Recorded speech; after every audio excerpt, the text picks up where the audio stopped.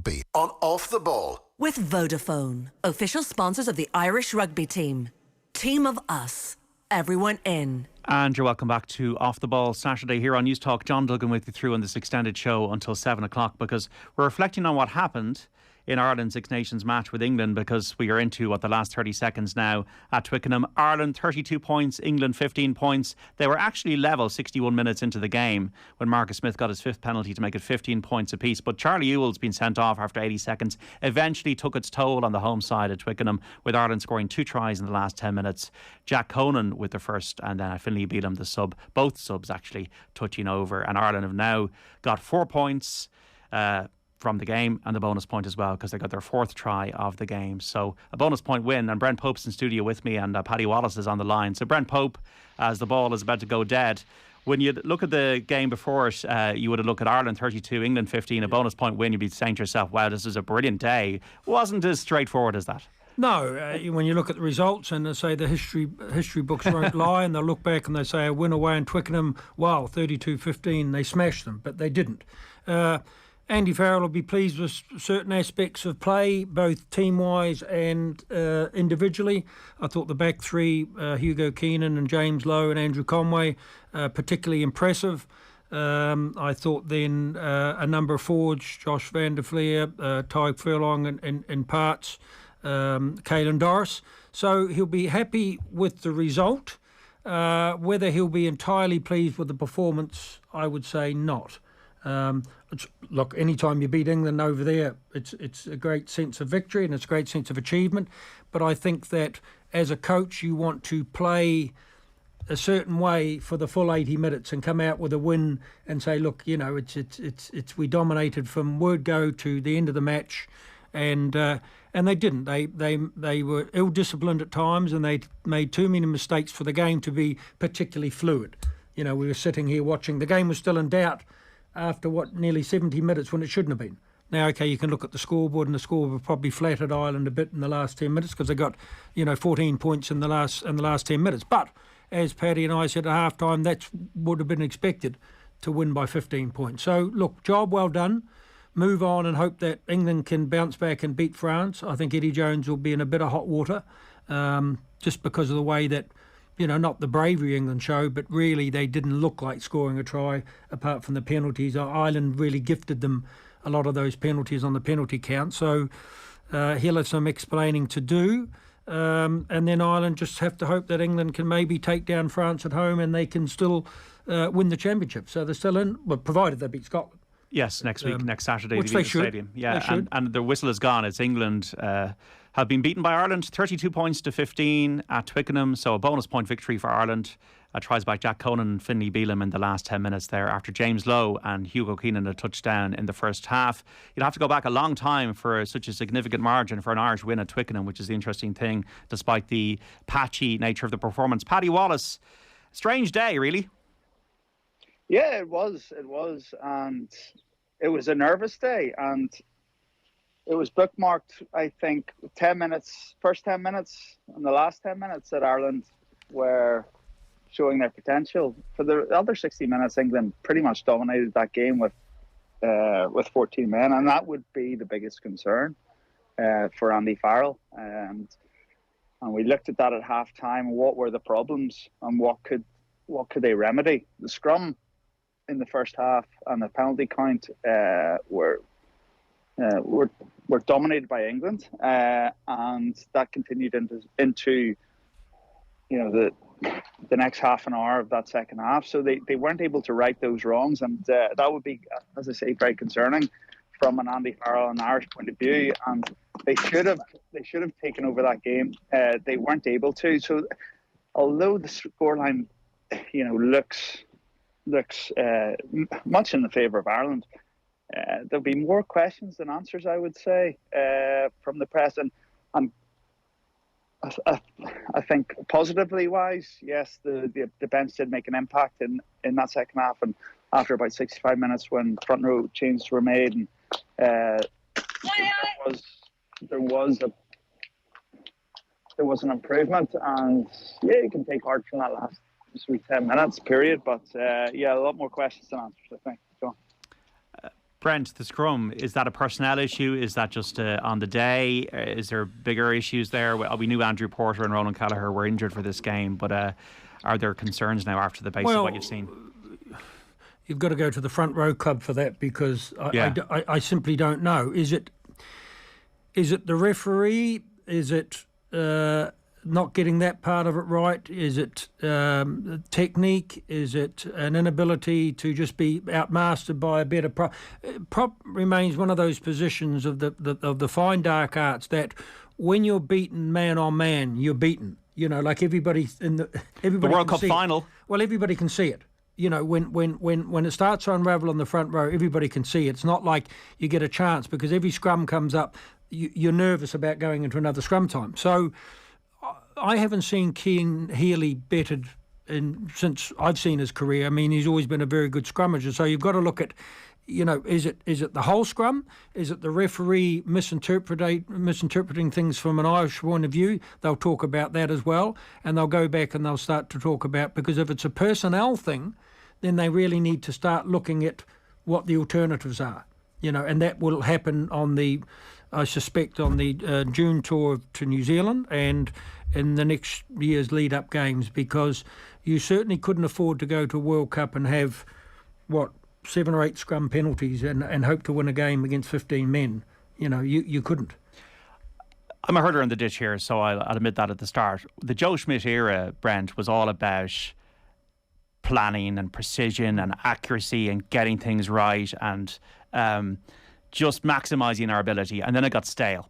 And then we saw from the New Zealand win in 2018 to the World Cup, it just fell off a cliff and teams found a way to play against it. But at times in the France game and today, despite the attacking play, despite the 3 tries against France, despite the bonus point today, we have been sloppy at times. Is that something that's just still a work in progress ahead of the World Cup in 18 months? Or because of the way we're trying to play more expansive rugby and that's got to be embraced? How do we fix that? Because it seems to be an issue. It's a really good point. And the point is this, is that, you know, players get used to playing a certain way. And we know that. Joe fostered his success by, I suppose, predictability. You know, you did everything right. He was a stickler for detail. You know, you didn't go into rucks unless your body position was right, and you more or less counted. It then became stale because players felt that they couldn't have expression, that they couldn't play what's in front of them first because they played patterned. Then we went to the other extreme, I suppose, in those victories against New Zealand, Argentina and Japan, where everything just clicked and players were allowed to play with gay abandon and they were playing everything in front of them because obviously the other sides, you know, Argentina and even New Zealand didn't give them the defensive opposition so they could play that way. So all the passes stuck, the 50-50 balls that would usually go out the back or go to ground suddenly start to stuck, and you look like you're moving sweetly. But then comes a situation like this and against France where you need to marry those two game plans together. So you need to marry the expansive game plan, which we saw in the first 5 minutes of this game, with the discipline and the pattern play and the style of play that Joe Schmidt. So Andy Farrell's job is to marry a style of rugby to Ireland that I suggest is a mixture of both to be successful at the utmost level. And we're talking about the World Cup here because I know Ireland have won Grand Slams and Six Nations Championships.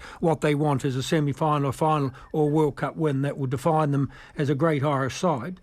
So when you're thinking about that, you're trying to marry two styles together, and the styles are, you know, when you need to go back to structured, build the phase play, and then when you can, to play an expansive game. Because in a game, anything can change. Like we saw today, 14 men, teams can go down to, you need to change for that. Suddenly, if you get a shower rain, the ball becomes slippy, you have to adjust for that. So you have to adjust on the hoof all the time. So you can't have a set style of play is dictated by the opposition to a certain degree as well. But you're quite right about that'll be the learnings, as Paddy said, from this match. And sometimes, again, it's an old cliche. I know we're rolling out cliches all day, but sometimes you do learn more from games like this than you would a one-sided game against Italy, because you know what you've got to go back and fix. They've got the way with the victory. It's a good point score. They'll take it. They'll say, let's move on. Let's put all those ingredients together for Scotland. Finish the tournament. They can't control what's going to happen in Paris. They can only control what they do against Scotland.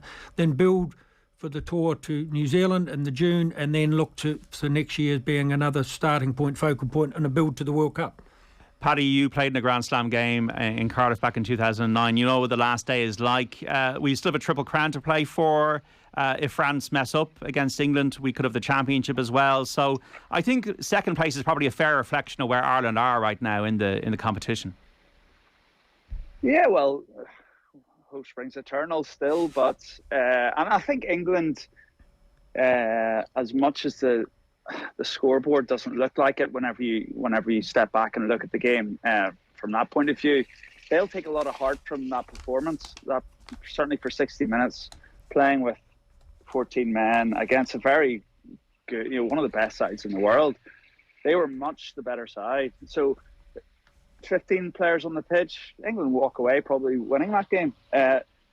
So from that point of view, you can hope from an Irish perspective that they will go over to Paris with a built-up confidence that their game is improving and they can go and challenge France in Paris. And I think, you can hope for that. I mean, there has been a great improvement in the Irish performance, certainly over the last 6 to 8 months. And whenever we talk about the style of play and the transition from Joe Schmidt, it is coming, and it doesn't matter if you play a rigid style of game that maybe Joe ended his career in Ireland with, or if you play an expansive game using every blade of grass on the pitch. If you cannot win your scrums and if you're down so drastically on the penalty count, you're never going to be in games. And I think that is the fundamental reason and the fundamental challenge for Ireland is to get that depth in the scrum now, that games like that don't happen, because the match that sprung to mind was, if you remember, Tom Court, a teammate of mine at Ulster, whenever he was brought on very early on in a game at Twickenham, and England must have won the penalty count at scrum time at a similar margin, and Ireland were never in the game. They're in the game today because they had the ability to score tries against 14 men, and that was the difference in the match. So I think that will be the biggest work on, I suppose, for Ireland coming away from Twickenham tonight. Our rugby coverage and Off the Ball, thanks to Vodafone, official sponsors of the Irish rugby team. Team of us, everyone in. Just checking the stats here. It is Ireland's biggest victory away to England in a test match, the 32-15 win at Twickenham today. Their third joint biggest win against England overall. So kind of bizarre in a way, because we didn't play up to a 32-15. But that is the thing about an extra man. It's just absolutely so crucial in a rugby international. Effectively, it was for the whole game.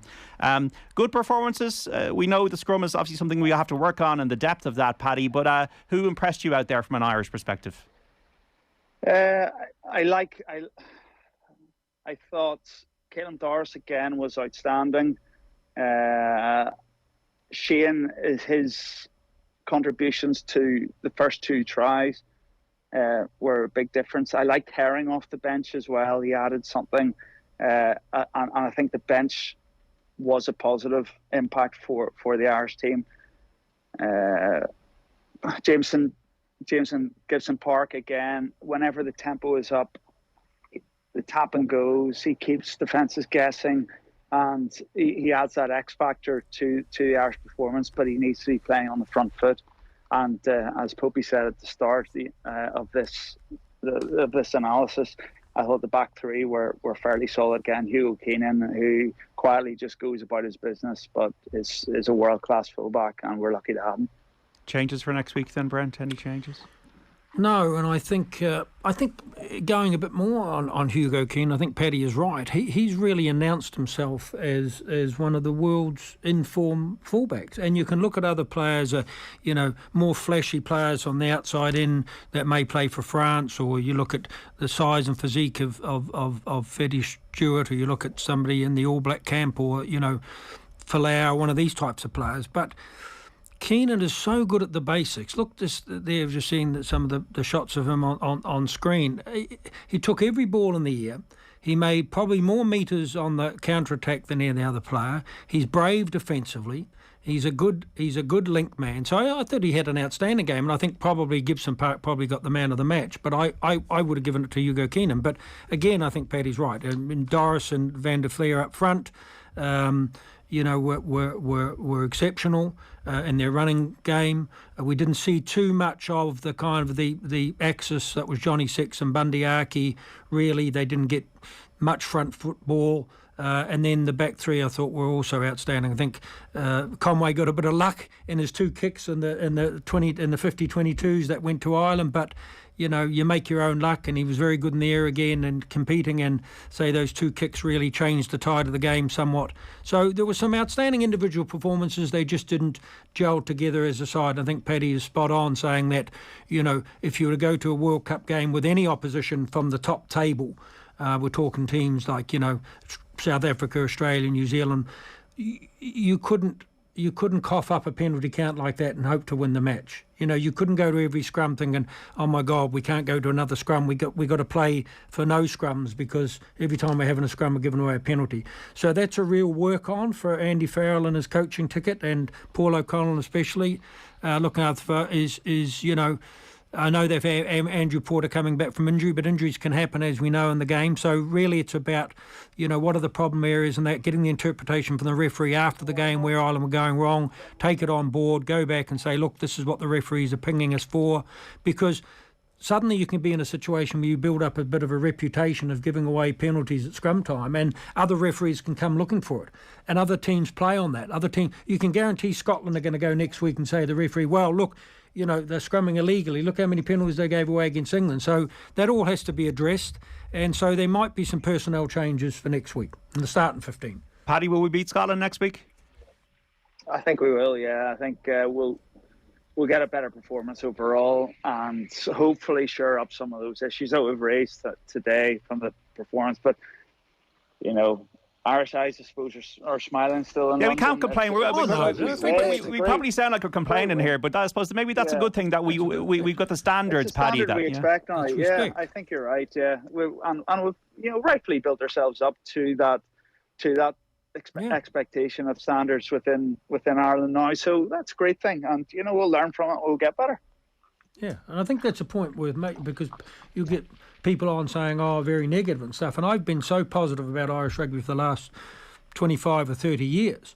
But I set my stall out as an Irish fan and an Irish supporter, and watching all these players' careers unfold, whatever, all over the years, all the greats.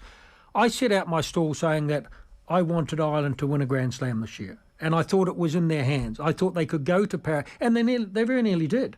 They very nearly got that game. That would have been the thing. I always thought they'd beat England, 15-man or not. I always thought that'd be the situation. So I thought this was Ireland's year for a Grand Slam. And so anything less than that for me is really just it's not about failure. It's not about failure. They don't really see it as a failure. But to me, it's just about, you had a great team to come off an autumn series after beating the All Blacks and after thrashing Argentina, Japan. You started off with a fantastic performance against Wales. Great, everything's going brilliantly until that first 15 minutes against France. Sure. And even then, they pulled that game back till we were shouting like they can win this game.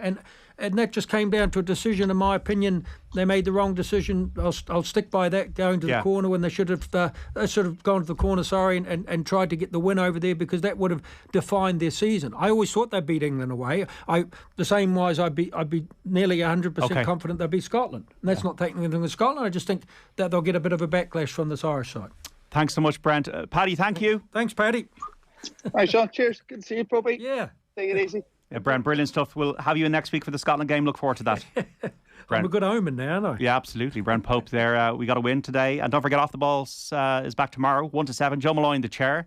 Going to showcase 2 commentaries in the Premier League. So Chelsea against Newcastle, Richie McCormack and Brian Kerr calling that one. Arsenal against Leicester as well. Nathan Murphy and Kenny Cunningham providing the commentary call on that one. Man United lead Spurs 2-1, by the way, in the Premier League at the moment. There's also the best of the Sunday papers, and we'll keep you right up to date on the Allianz National Football League. So be sure to join us tomorrow. If you missed any of OTB Football Saturday with Mark Lawrence and Dan McDonnell and Johnny Ward, or our Cheltenham panel preview with Sean Flanagan and Conor O'Dwyer, or any of the analysis from Brent Pope and Paddy Wallace in Ireland's win over England 32 against 15. You can find a podcast of our content on the OTB Sports app or wherever you get your pods. We're back tomorrow. Thanks for listening so much today. Speak soon.